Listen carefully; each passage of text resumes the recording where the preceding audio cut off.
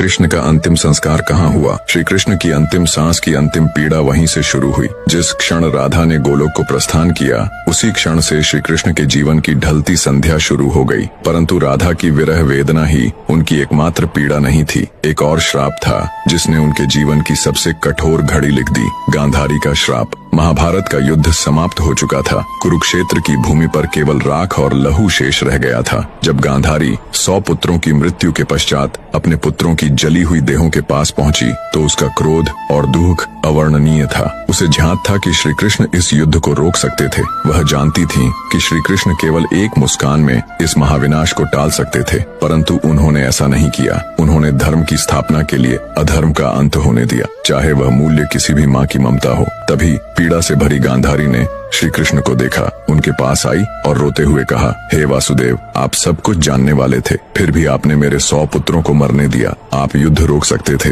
पर आपने केवल तमाशा देखा। मेरी ममता की आग आज आपको भी छुएगी। मैं आपको श्राप देती हूँ, ठीक वैसे ही जैसे मेरा वंश समाप्त हुआ, वैसे ही यदुवंश भी नष्ट होगा और आप भी अपनी मृत्यु को अकेले अपनों से बिछुड़कर एक तीर की पीड़ा में अनुभव करेंगे। श्री कृष्ण ने गांधारी के श्राप को शांत मन से स्वीकार किया, क्योंकि वह जानते थे यह भी उसी लीला का एक भाग है। जिस न्याय को वह लेकर आए थे, उसी न्याय की अग्नि अब उनके अपनों को भस्म करेगी। गांधारी का श्राप, राधा की जुदाई और यदुवंश का अंत, यही वो अंतिम अध्याय थे जिसने श्री कृष्ण के मानवीय रूप को सबसे गहरे दुख से भर दिया। अब जानिए कैसे त्रेता युग में श्री राम द्वारा दिया गया वरदान बना द्वापर में श्री कृष्ण की अंतिम लीला का कारण। अगर आपको श्री कृष्ण की अंतिम सांस के बारे में आगे बढ़ाना है तो चैनल को सब्सक्राइब करें। त्रेता युग का वह समय था जब राम ने रावण का वध कर अयोध्या लौटकर राम राज्य की स्थापना की थी। एक शाम अयोध्या के समीप एक तपस्वी राक्षस आया, नाम था जरासुर। वह युद्ध नहीं चाहता था, न ही प्रतिशोध, वो सिर्फ एक उत्तर चाहता था।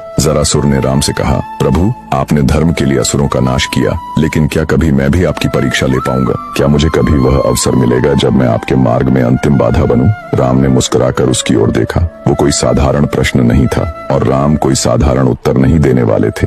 राम बोले, जब मैं द्वापर में श्री कृष्ण रूप में जन्म लूंगा, तब तू मनुष्य रूप में जन्मेगा और वही जीवन तुझे वह अवसर देगा जिसकी तू आज याचना कर रहा है। तेरे हाथों ही मेरी लीला इस धरती पर पूर्ण होगी, ये मेरा वचन है। जरासुर झुक गया। उसने नहीं जाना कि वह वचन युगों बाद एक महारहस्य का कारण बनेगा। समय बीतता गया, युग बदले और द्वापर में वो वचन धीरे धीरे श्री कृष्ण के अंतिम क्षणों की ओर बढ़ने लगा। जब लीला पूरी हो चुकी थी और ब्रह्मांड का सबसे बड़ा प्रेमी अपने सबसे गहरे अकेलेपन में डूब चुका था, वो द्वारका का अंत था। सब कुछ समाप्त हो चुका था। यदुवंश का नाश, रणभूमि की गूंजती चीत्कार